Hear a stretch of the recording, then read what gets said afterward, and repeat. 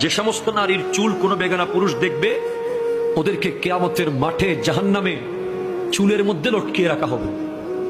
2, যে সমস্ত নারী স্বামীর সাথে তর্ক করে কথায় কথায়, বাকবিতান্ডে জড়িয়ে যায়, কথায় কথায় জবাব দেয়, স্বামীর মনে আঘাত দেয়, তাদের জিহ্বার মধ্যে লটকিয়ে রাখা হবে।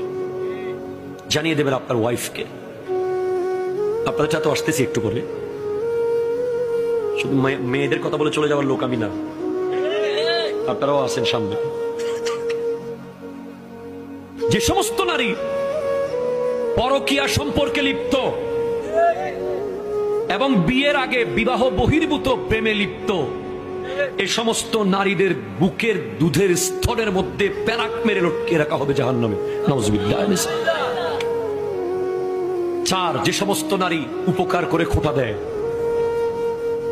তাদের শাস্তি হলো তাদের মুখ দিয়ে বিভিন্ন অঙ্গ দিয়ে আগুন বের হবে। 5, যে সমস্ত নারী ভালোভাবে পবিত্র হয় না, নামাজ নিয়ে হেয় করে, ঠাট্টা করে, ওদের মাথা হবে কুকুরের মতো, গা হয়ে যাবে গাধার মতো। নাউজুবিল্লাহ। অথবা যাদের হাত পা বেঁধে রাখা হয়েছে, সাপ বিচ্ছু ছেড়ে দেওয়া হয়েছে, এরাই শাস্তিটা পাবে।